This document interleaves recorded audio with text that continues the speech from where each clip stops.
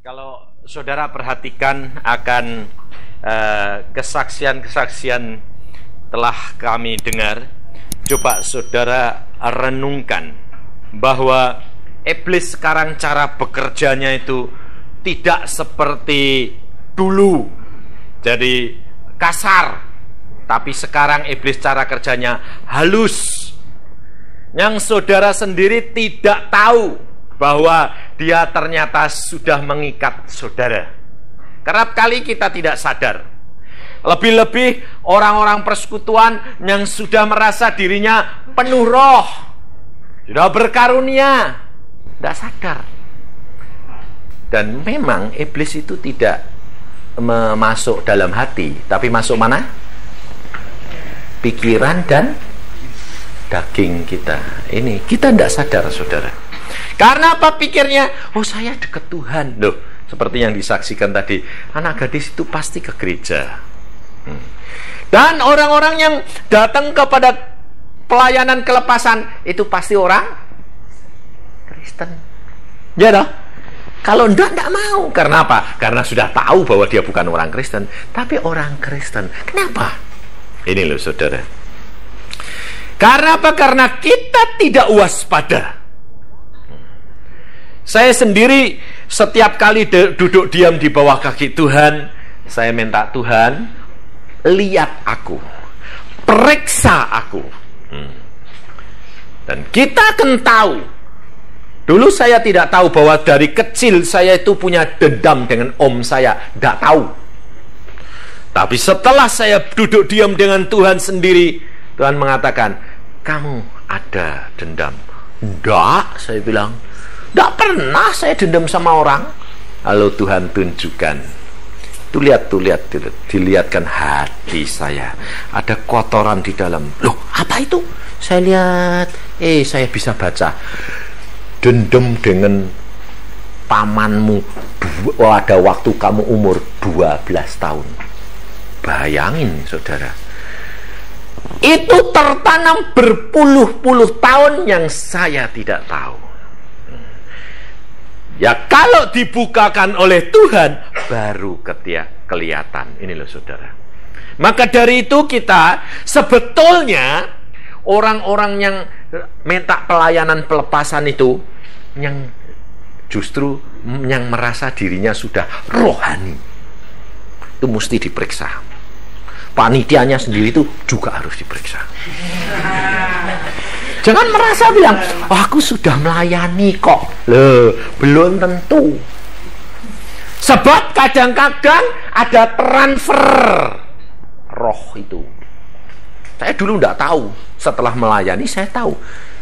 Setan ngomong, loh, kurang ajar setan ini. Lalu transfer. Loh, kok aneh? Ini loh, saudara.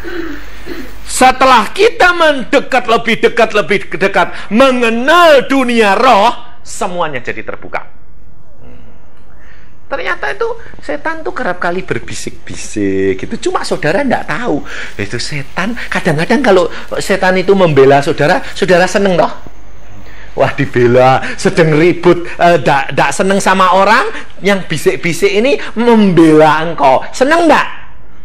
Seneng, mah ayam, iya, masuk sudah itu dalam pikiranmu, saudara tahu.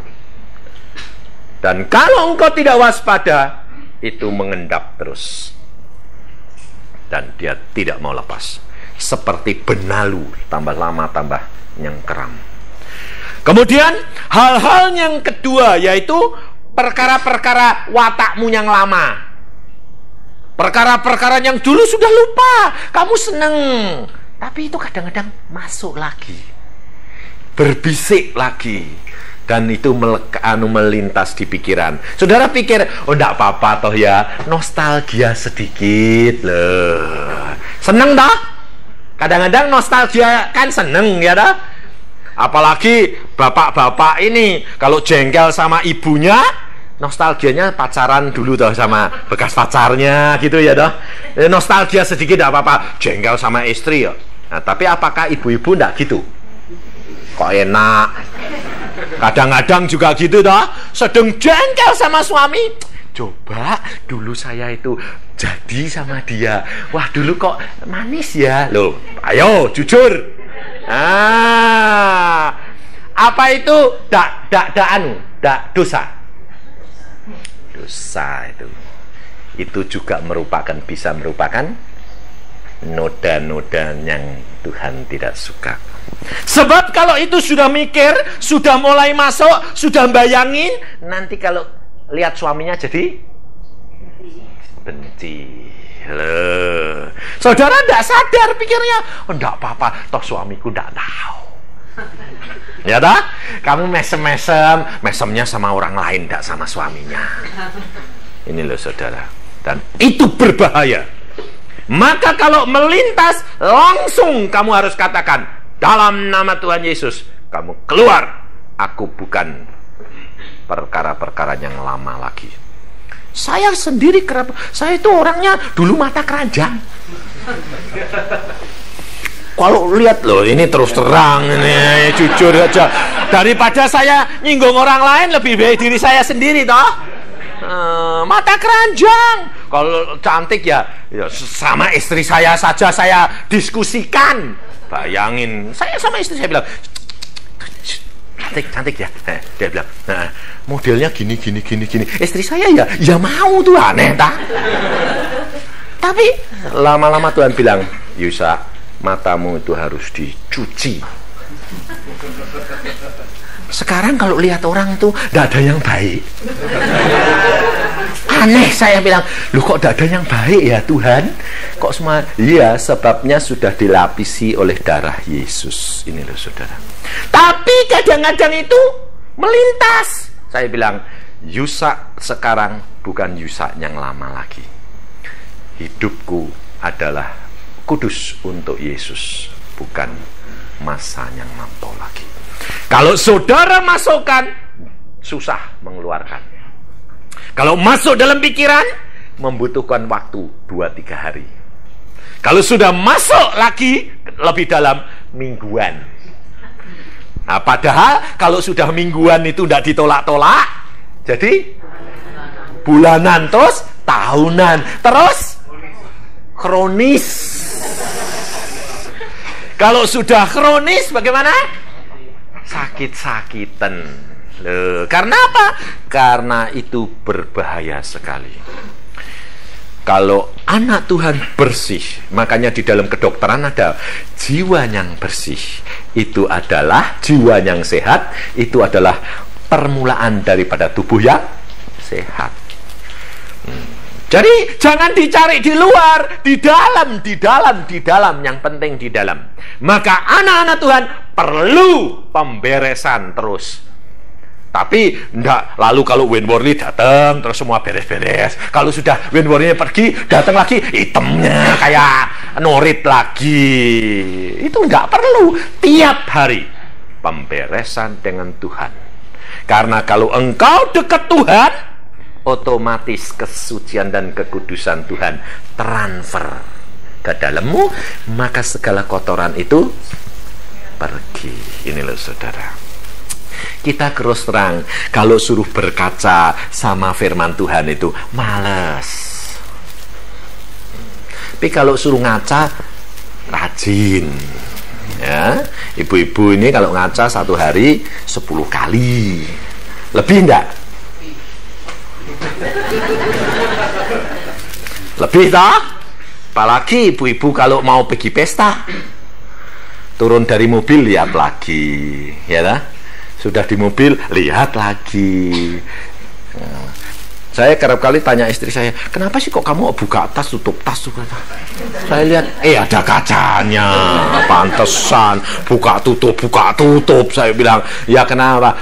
Tadi kok rasanya kok gini, sebab rambutnya tadi tak roll gini, kok kualik gini loh. Dia bilang, nah ini jeprek lagi. Dia bilang, ayah, jeprek ya, ngaku yang punya aja kok ribut loh. Tapi kan kalau dilihat orang, saya lumayan kan, kamu bangga gitu loh. Saya bilang puji Tuhan. Saya bilang ya betul itu. Mari saudara, kita harus belajar firman Tuhan supaya apa? Hidup kita ini berbahagia. Ini loh saudara.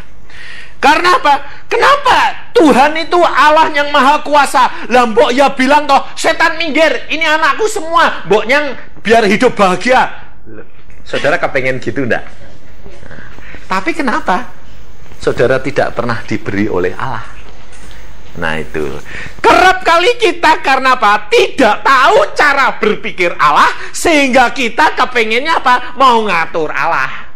Malah saudara jadi kecewa. Bukankah Allah kuasa? Lah kalau Allah kuasa, tinggal perintahkan, jangan ganggu anakku, jangan ganggu anakku. Sudah toh.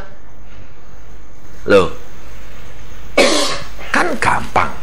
Tapi kenapa Allah tidak mau? Maka dari itu saudara harus belajar firman Allah, supaya kita tahu posisi kita itu di mana, dan keadaan manusia ini di mana. Bahwa kita ini terbatas, tetapi Allah tidak terbatas. Maka saudara dikatakan apa? Kamu sama dengan tubuh Kristus atau kamu bagian daripada tubuh Kristus? Hah? Ayo. Kamu ini bagiannya anggota tubuh Kristus atau kamu ini tubuhnya Kristus? Hah? Kamu tubuh Kristus. Jadi Kristusnya kamu sama persis. Ayo. Bingung. Alkitab bilang apa Alkitab? Kamu adalah anggota tubuh Kristus. Sehingga kita memerlukan anggota yang lain. Kita bagian daripada tubuh Kristus. Lah, kalau bagian dari tubuh Kristus, maka terbatas tidak? Terbatas. Tetapi bagian yang lain yang akan menyempurnakan, maka kita harus saling tolong menolong. Tapi orang Kristen rasanya kalau sudah punya segala-galanya, aku sudah cukup, tidak butuh orang lain. Ini berbahaya sekali. Maka kita belajar firman Tuhan. Di dalam Kisah Rasul pasal yang ke-20, supaya saudara tahu kedudukan saudara dan pembangunan jemaat Allah untuk membangun tubuh Kristus yang sempurna, itu diperlukan bagian-bagian yang sempurna. Tetapi hal itu harus dimulai di dalam lingkungan diri pribadi, terus keluarga. Jadi kalau saudara mengatakan bahwa saudara mau kerja untuk persekutuan, untuk kerja untuk gereja, untuk membangun jemaat Allah, bangun dulu harus diri, kemudian rumah tangga. Itu yang utama. Kisah Rasul 20 ayat 17 mulai. Perpisahan Paulus dengan para penetua di Efesus. Tapi perpisahannya, tapi firmannya berbicara lain ini ya. Karena itu ia menyuruh seorang dari Miletus ke Efesus dengan pesan supaya para penetua jemaat datang ke Miletus. Sesudah mereka datang, berkatalah ia kepada mereka, kamu tahu bagaimana aku hidup di antara kamu sejak hari pertama aku tiba di Asia ini. Dengan segala rendah hati aku melayani Tuhan. Dalam pelayanan itu aku banyak, perhatikan, mencucurkan air mata dan banyak mengalami pencobaan dari pihak orang Yahudi yang mau membunuh aku. Sungguh pun demikian, aku tidak pernah melalaikan apa yang berguna bagi kamu. Semua aku beritakan dan kuajarkan kepada kamu, baik di muka umum maupun dalam perkumpulan-perkumpulan di rumah kamu. Aku senantiasa bersaksi kepada orang-orang Yahudi dan orang-orang Yunani supaya mereka bertobat kepada Allah dan percaya kepada Tuhan kita Yesus Kristus. Tetapi sekarang sebagai tawanan roh aku pergi ke Yerusalem, dan aku tidak tahu apa yang akan terjadi atas diriku di situ, selain daripada yang dinyatakan Roh Kudus dari kota ke kota kepadaku, bahwa penjara dan sengsara menunggu aku. Sampai di sini lebih dahulu. Kalau saudara perhatikan, Paulus dia membangun jemaat mulai dari Asia. Jadi kalau kita orang Asia, adalah pemberitaan ini datangnya dari Paulus. Kalau kita perhatikan saudara, dia melayani dengan setia, dengan cucuran air mata, dengan rendah hati. Tetapi apa yang saudara tadi telah baca dan dengar? Dia dengan setia begitu, dia mengatakan apa? Dia di dalam tawanan roh. Roh siapa? Roh Kudus itu. Dan Roh Kudus menyatakan bahwa penjara dan penderitaan menanti dia. Loh, aneh enggak? Kalau saudara menjadi anak-anak Allah, punya pikiran Allah kan kuasa, kan kesukaran dan kesulitan itu enggak ada. Tuhan itu bisa saja katakan, jangan ganggu anakku. Tapi kenapa justru Paulus memberikan contoh kepada kita? Bahwa ada masanya, orang yang setia seperti itu, ada masanya dia harus menanggung derita untuk Tuhan. Karena apa? Karena Tuhan punya rencana di dalam kehidupan dia. Kalau saudara perhatikan Paulus ini, luar biasa.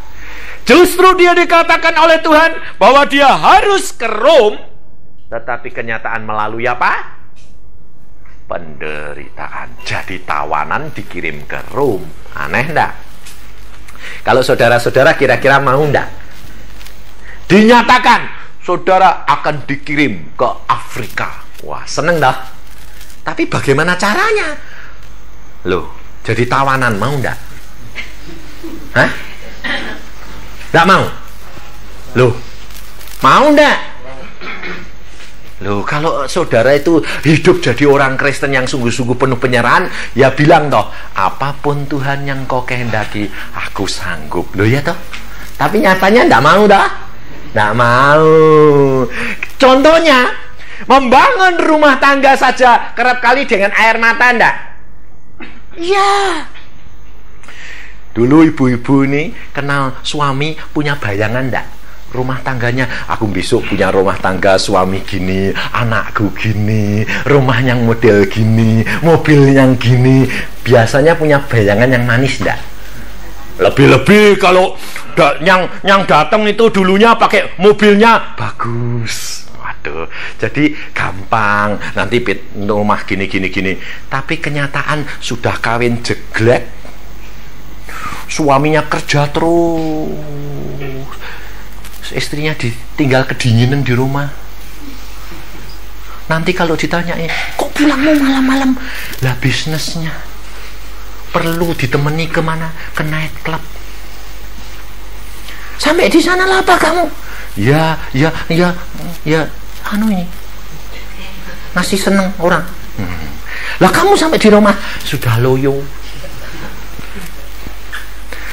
Lalu saudara apa yang dilakukan? Nangis, ya dah.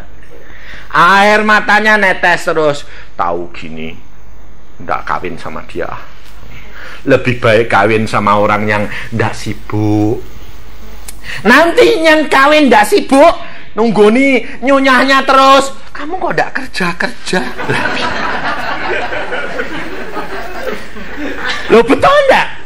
Kok kamu kok di rumah terus? Lah nanti uangnya habis, kita makan apa? Sana lu kerja. Lu saya kepingin dari rumah kok. Kerja dong, kerja. Kalau sudah kerja ndak pulang-pulang, kerja aja ndak pulang-pulang, ndak tahu diri. Bingung dah. Ini loh saudara. Kerja salah, ndak kerja salah. Ini kenyataan hidup saudara. Tetapi kalau engkau berjalan dengan Allah, engkau punya hikmat Allah, engkau akan tahu dan kau tidak akan khawatir. Ada seorang ibu, dia takut sekali. Kenapa? Karena perusahaannya itu memperkerjakan semua, banyakkan 90% wanita. Ibu ini kalau jengking ya toh, sembahyang itu berjam-jam. Karena apa? Takut suaminya kegantol. Dia bilang, Tuhan, jagai suamiku. Tuhan, diantaranya itu wanita semua. Saya ke kantornya itu kok cantik-cantik semua sih Tuhan. Dia sembahyang terus. Tapi karena dia anak Tuhan yang setia, tidak meragukan, tidak cemburu, tetapi dia mengasihi Yesus lebih dari segala-galanya. Yesus berikan penglihatan. Jangan takut. Spraymu tempat tidur putih bersih. Suamimu kudus, saudara tahu. Tidak dapat berbuat. Karena apa? Dijagai oleh Roh Allah Kudus. Malaikat turun untuk menjagai. Karena apa? Karena anak Tuhan yang selalu menggedor pintu surga. Ini loh saudara. Tapi saudara yang saudara lakukan apa? Biasanya apa? Sudah telat. Kalau sudah terjadi masalah, baru cari Tuhan. Betul? Nah, kasusnya sedang diproses, tapi saudara minta Tuhan tolong, jedet minta bar. Nggak bisa. Sebab bobroknya pikiran dan hati itu sudah lama. Besi itu sudah karatan, perlu di apa? Digosok empelas terus menerus, butuh waktu. Maka dari itu kamu perlu ketekunan. Kalau Paulus dia mengatakan kepada kita sekalian bahwa ada masa-masanya Paulus melayani jemaat itu dengan tetesan air mata. Karena apa? Tantangannya banyak, saudara. Saudara dan saya membangun keluarga pun tantangannya banyak.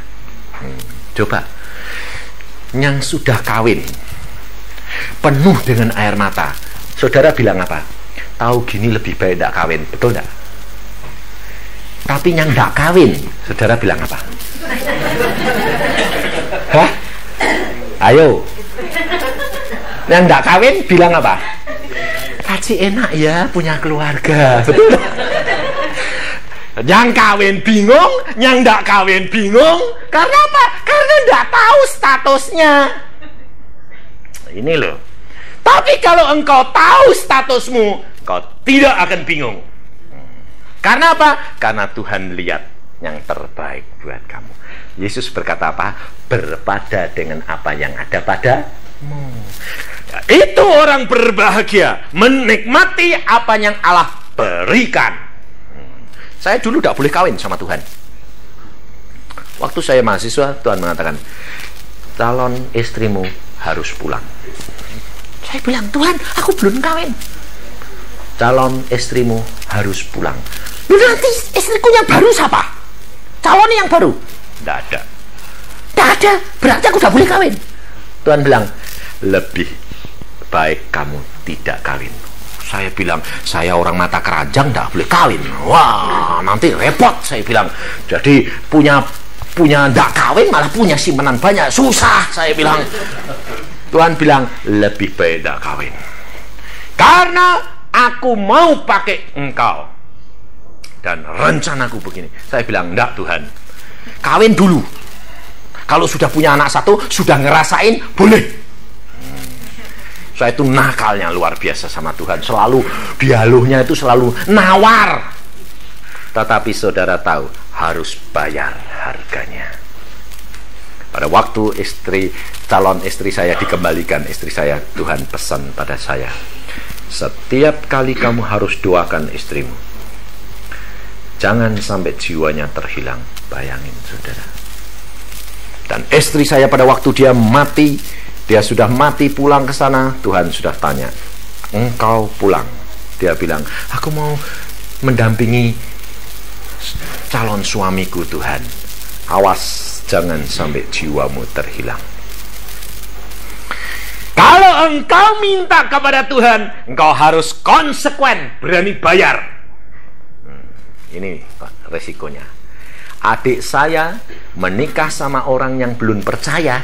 Saya sudah katakan, kamu cinta sama dia, kamu diberi Tuhan, anak Tuhan tidak mau, kamu dia, ya. Kamu harus konsekuen. Kalau kamu tidak doakan, kamu akan terhilang jiwamu. Ya, saya akan doa terus. 10 tahun kemudian baru suaminya bisa bertobat. 10 tahun dia cucuran air mata di hadapan Tuhan. Tuhan, tobatkan suamiku. 10 tahun kemudian Tuhan bilang, sekarang aku jamah dan bertobat. Ini. Semua harus bayar harganya. Dan itu harus dibangun. Tapi kalau engkau setia, engkau akan membangun bait Allah yang sempurna. Tidak usah takut. Jangan kecewa. Ya suamiku kok gini Tuhan, ya istriku kok gini Tuhan, ya anakku kok gini. Semuanya harus dibangun dengan air mata. Dan tidak ada yang lalu gampang-gampangan. Semua harus dengan ketekunan. Tetapi apa yang dikatakan oleh ayat ini selanjutnya, tetapi ayat 24, aku tidak menghiraukan nyawaku sedikit pun, asal saja aku dapat mencapai garis akhir dan menyelesaikan pelayanan yang ditugaskan oleh Tuhan Yesus kepadaku untuk memberi kesaksian tentang Injil kasih karunia Allah. Ini loh saudara. Ini saudara harus pegang. Saudara harus belajar dari Alkitab melalui hamba-hamba Tuhan, supaya saudara tahu bahwa anak-anak Allah harus bertekun sampai ke akhirnya. Jangan cepat putus asa. Tetapi di sini jelas dikatakan, supaya asal saja aku dapat mencapai garis akhir. Banyak orang Kristen belum tentu dapat mencapai garis akhir. Betul, ini hati-hati. Karena apa? Karena saudara tidak menyelesaikan pelayanan yang ditugaskan oleh Tuhan Yesus kepadamu dengan memberi kesaksian tentang hal Injil kasih karunia Allah. Tentang Injil kasih karunia Allah, artinya saudara diberikan kasih karunia daripada Allah, karena kasih itu buah roh. Saudara tidak menunjukkan kasih, hati-hati. Saudara mungkin, saya sudah berusaha, tetapi saudara tidak menyatakan, memberitakan, mengerjakan pelayanan itu dengan kasih. Yang saudara kerjakan apa? Dengan omelan, dengan tidak kepuasan. Coba. Berapa orang di sini, terus terang yang jujur ya, yang merasa aku puas punya suami, aku puas punya istri seperti adanya sekarang. Coba berapa gelintir orang? Ayo. Kalau kita perhatikan kawin 10 tahun, berapa tahun ngomelnya? Berapa tahun jengkelnya? Padahal tugas saudara, kalau saudara sudah menjadi anak Tuhan, tugas saudara melayani, membangun jemaat dengan kasih karunia Allah. Coba, semuanya saudara dapat dimenangkan oleh kasih. Ini saya buktikan sendiri dengan keluarga dan apapun. Semua, saya dulu orang yang keras hati, saya menyakitkan hati istri saya hanya dengan kasih. Saya kalau malah dilarang, malah sengaja. Ini rata-rata orang laki gitu enggak? Hah? Ibu-ibu nih kalau bilang, "Pak, jangan gini," malah sengaja enggak? Sengaja, itu orang laki. Saya ya gitu. Kalau dia bilang, "Pak, jangan pulang malam-malam ya," malah kemalaman. pulang pagi malam. Sebabnya apa? Mau menunjukkan dirinya berkuasa. Tapi ternyata ibu-ibu juga kerap kali menunjukkan kuasa, enggak? Ayo, jujur. Ngontrol enggak? Lalu kalau sudah mulai ding, sudah punya kuasa, nurut, bapaknya mulai dituding. Apalagi kalau sudah punya kerjaan yang lebih hebat daripada suaminya. Aku toh tidak butuh kowe. Aku sudah bisa kerja sendiri, biayai rumah tangga sendiri. Kerap kali gitu dah. Nyatanya